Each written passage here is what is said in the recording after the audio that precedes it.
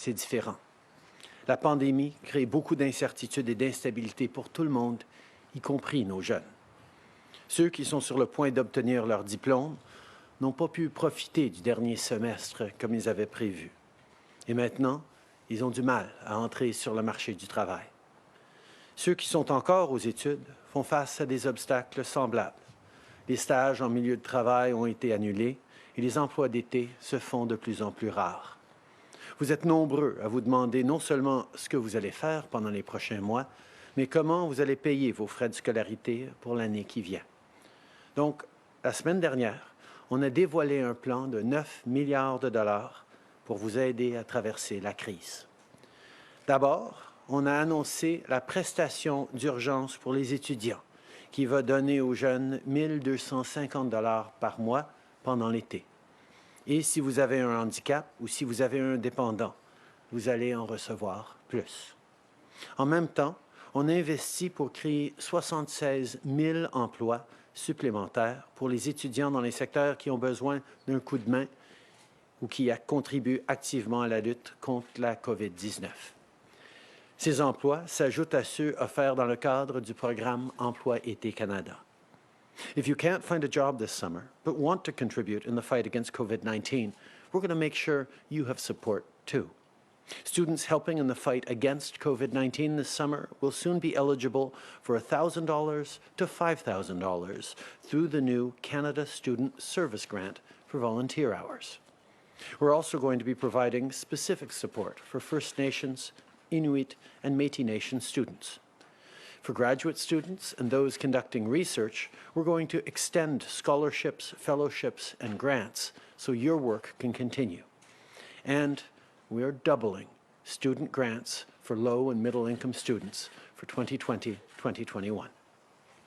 Taken together, our government has a $9 billion plan to help students and recent grads get through the next few months.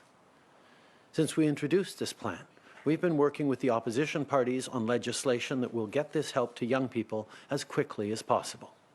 I'll be heading to Parliament shortly, where we will introduce a bill to put the Canada Emergency Student Benefit in place.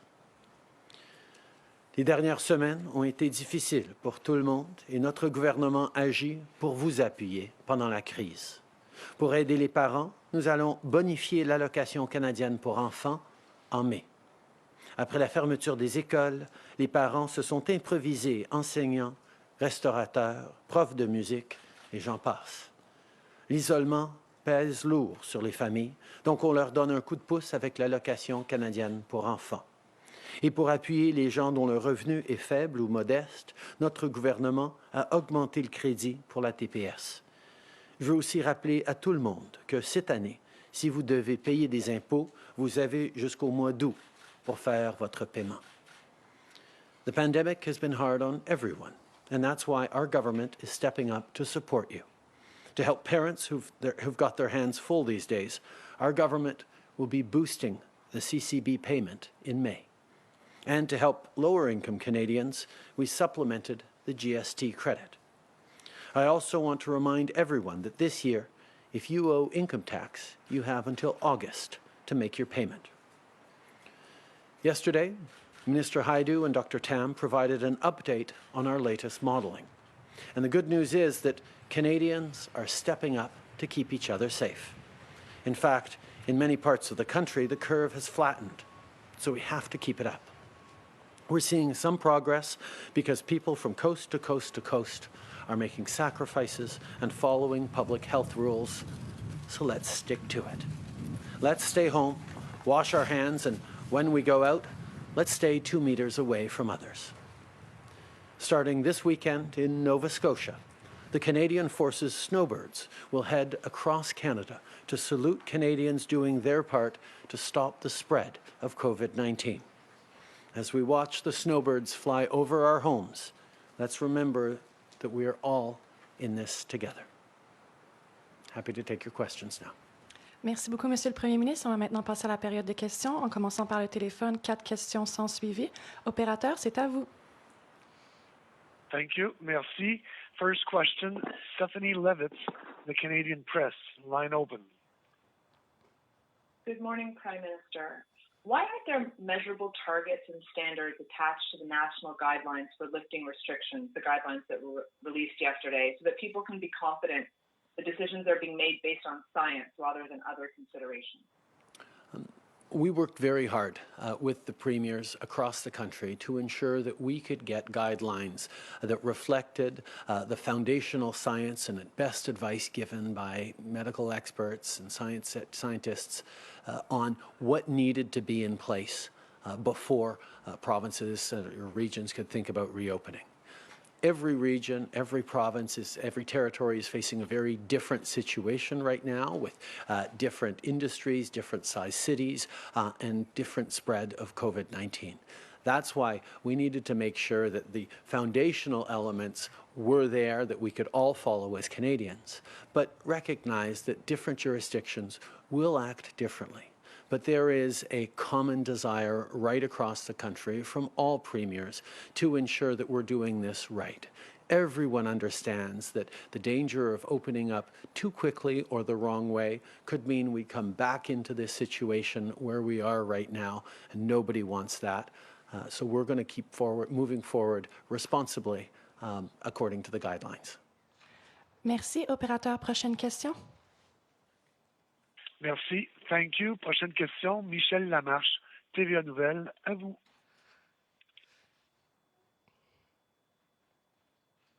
T'es peut-être sur mute, Oui, Michel. bonjour. J'aimerais vous entendre sur cette entente sur la PCU qui n'est pas intervenue avec les autres partis. Vous sentez que ce sera plus long à faire adopter cette politique, contrairement à la subvention salariale et la PCU? Et j'aimerais également vous entendre sur la CFL et la demande d'aide financière. Est-ce que vous allez accepter et fournir l'aide de 150 millions qui est demandée par la Ligue? D'abord, je suis confiant que tous les partis d'opposition, tous les parlementaires savent que nous devons appuyer nos étudiants.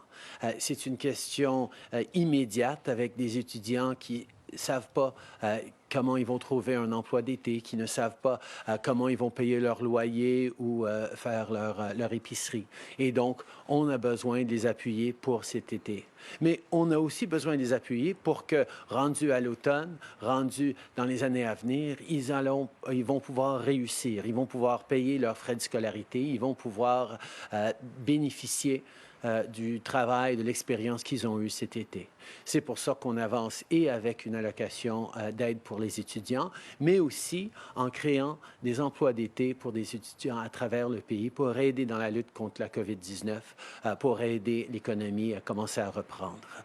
Je suis confiant que oui, même si les discussions continuent avec les partis, nous sommes tous d'accord qu'il faut aider les étudiants et je sais que ça va finir par fonctionner. Par rapport à la CFL, on est en train de regarder comment on peut appuyer différentes organisations. On reconnaît que c'est un enjeu important pour la Ligue et pour bien les Canadiens et on continue nos discussions avec eux. We are continuing to engage with various sectors, industries, and organizations who are facing disruptions because of COVID-19. The CFL has approached us about support. We know it's important to them. We know it's important to many Canadians, and those discussions are ongoing. Merci. Prochaine question, opérateur. Merci. Thank you. Prochaine question, Marie Vastel, Le Devoir, à vous. Oui, bonjour. J'aimerais vous entendre sur les bonifications salariales pour les travailleurs essentiels. Vous aviez promis d'en permettre et de vous entendre avec les provinces pour que ces bonifications-là soient versées. Vous l'aviez promis le 15 avril.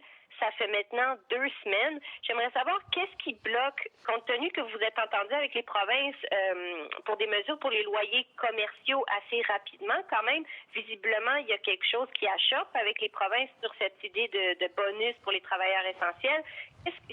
C'est quoi le problème et avec qui est-ce qu'il y a un problème? D'abord, à travers le pays, tous les provinces, tous les premiers ministres reconnaissent à quel point c'est important d'assurer que nos travailleurs essentiels puissent faire leur travail dans des situations encore plus difficiles. Et donc, cette idée de bonifier est une bonne chose pour tout le monde. Mais c'est un élément compliqué parce que c'est un programme compliqué parce que ça va être livré par les différentes provinces et les différentes provinces ont différents paramètres et besoins au niveau des travailleurs essentiels. Donc, on est en train de finir les ententes avec les différentes provinces. C'est différent que l'accord sur les loyers commerciaux qui va être pareil à travers le pays. Ce programme-ci reconnaît la différence dans différentes provinces par rapport aux travailleurs essentiels. On sait que c'est important pour bien du monde et on espère avoir des bonnes nouvelles à annoncer bientôt. Merci beaucoup. Opérateur, dernière question au téléphone. Thank you. Merci. Next question, Kelsey Johnson, Reuters. Line open. Thank you, Prime Minister, for taking my question. I'm wondering, is Canada considering mandating meat plants to stay open like the U.S. President Donald Trump has done? We understand how important it is to ensure the supply of food to Canadians right across the country. And we're watching with interest and concern some of the issues facing meat producers and the supply chain across the agricultural industry. We need to make sure that those supply chains can keep functioning, but we also need to make sure that the people who work in those supply chains and will continue to need to work in difficult circumstances over the coming weeks and months as we continue to battle COVID-19 are kept safe. The priority for us is both things, keeping people safe and ensuring a good supply of food to Canadians. We will make sure we're doing them both together. Okay. Nous savons que c'est très important d'assurer la chaîne de production alimentaire pour livrer de la nourriture aux Canadiens. Mais nous savons que c'est aussi important d'assurer la sécurité des travailleurs le long de cette chaîne pour qu'on puisse compter sur eux pour les semaines et les mois à venir dans des situations difficiles. Nous allons faire ce qu'on a besoin de faire pour assurer ces deux principes et assurer la nourriture pour les Canadiens et protéger les travailleurs. Hi, Prime Minister. Molly Thomas, CTV National News. I just want to follow up on my colleague on the phone.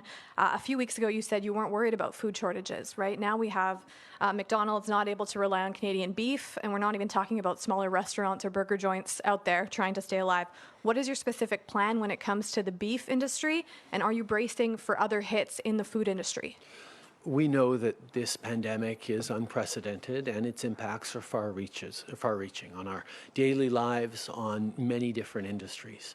We are working very closely with the agricultural industry to ensure that people get good, healthy food, particularly as we embark upon the summer where there will be a need and an ability to get lots of fresh vegetables and produce from across the country. We need to ensure that we're able to provide for that. We're working with provinces, we're working with the sector. Agricultural Canada is very much on this issue.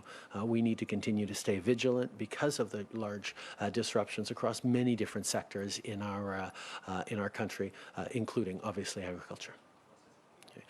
Nous travaillons avec l'industrie, nous travaillons avec les travailleurs agricoles, nous assurons de collaboration avec les provinces pour assurer que notre production de nourriture ici au Canada puisse continuer.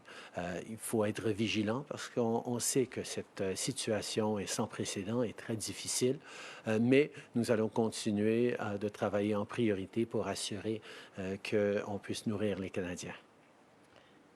Prime Minister Janet Silver, Global News. Just to follow on that, given that meat inspected by provincial meat inspectors can only be sold in that province, whereas meat inspected by federal inspectors can be sold nationwide, I'm wondering if you're looking at easing restrictions so that meat inspected by provincial inspectors can be sold nationwide.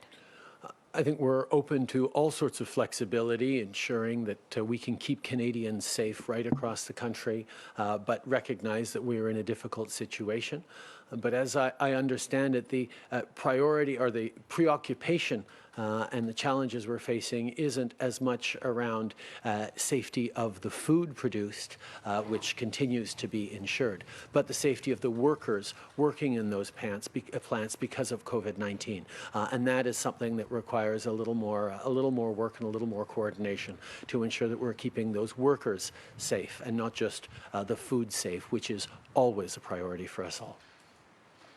Good morning, Prime Minister. Salima Shivji, CBC. I want to go back to the federal guidelines for reopening. You talked about a common desire to get this right. Ottawa and the provinces have agreed on this criteria that actually talks about provinces needing to have support for human resources, support for vulnerable people, enough healthcare capacity. Do you think provinces that are pleading for volunteers and calling on the military to help meet that criteria? These are not federal guidelines only. These are federal provincial guidelines. We worked together, and I think it's something that we need to highlight because it's not often in this federation that the provinces and the federal government can come together as collaboratively as we have, not just on this particular issue, but over the past weeks in working with common goals and common desires to keep Canadians safe. And it really is something to note and to celebrate about Canadians that we are working together so effectively. Provinces have the responsibility of ensuring the safety of their citizens while they look at reopening. And we are comfortable that these guidelines lay out a roadmap that everyone can follow, the principles that will allow them to put in the measures that will keep their citizens safe while looking at reopening various parts of the economy carefully. Okay. Je pense qu'il faut souligner que dans un pays où les chicanes entre le fédéral et les provinces reviennent assez régulièrement, c'est incroyable de voir à quel point tous les paliers de gouvernement travaillent bien ensemble. On est unis dans notre désir de bien servir les Canadiens, de bien protéger les Canadiens d'un bout à l'autre de ce pays. Et à cause de ça, on peut tous être fiers de cette approche qui nous rassemble, pas seulement en tant que gouvernement, mais en tant que citoyens. Alors, ces principes, ce n'est pas des principes fédéraux, c'est des principes fédéraux et provinciaux, parce qu'on s'est mis d'accord sur ces principes de base qui vont permettre d'assurer qu'on a les mesures en place avant de permettre une ouverture ou avant de commencer à rouvrir l'économie de façon plus spécifique à travers le pays. Et je suis confiant que nous allons tous travailler pour garder la sécurité et la santé des Canadiens en première ligne. Bonjour, M. le Premier ministre. Louis Blouin de Radio-Canada. Je voudrais savoir où vous en êtes dans votre réflexion à propos du traçage via appareil mobile ou une application sur un téléphone mobile. Où tracez-vous la ligne entre protection de la vie privée et protection des citoyens? Et seriez-vous en faveur, par exemple, de quelque chose de volontaire et de non contraignant? Je veux savoir où vous en êtes là-dessus. C'est des très bonnes questions et c'est une réflexion qui se poursuit. Je sais que si on pose la question à bien des Canadiens, ils seraient ouverts à permettre quelques éléments qui ne seraient pas permis normalement à cause de cette pandémie, à cause de cette urgence. Mais où exactement la ligne pourrait être dessinée, c'est encore à voir. Il y a plusieurs compagnies et plusieurs différents pays qui travaillent sur des approches qui sont appropriées pour leur pays. On est en train de regarder différentes possibilités, mais je sais qu'en principe de base, même dans une situation de crise, les Canadiens sont très préoccupés par la protection de leurs informations, de leur vie privée. Et nous, en tant que gouvernement, on partage cette préoccupation. Donc, même dans une situation d'urgence, nous allons faire très, très attention avec ce qu'on est prêt à demander aux Canadiens. Ce serait peut-être une possibilité de permettre des choix volontaires, mais ce sera encore à décider. Ça fait partie des réflexions que nous avons en regardant la rouverture possible de l'économie étape par étape. And data security of Canadians in this situation where we might have to look at new measures in terms of contact tracing and apps that provide more information. Getting that balance right will be extremely important. We've seen different countries around the world with different approaches to personal privacy try different things. We have a number of proposals and companies working on different models that might be applicable to Canada. But as we move forward on taking decisions, we're going to keep in mind that Canadians put a very high value on their privacy, on their data security, and we need to make sure we respect that even in a time of emergency measures and significant difficulty and crisis. We're going to get that balance right. There are possibilities around using voluntary measures, around other things, but every step of the way we will hold true to the values that mean so much to Canadians around privacy and security. These are things that people expect from their governments, and that's what we will stay focused on. Merci beaucoup. C'est ce qui me fait la conférence de presse aujourd'hui. Merci tout le monde.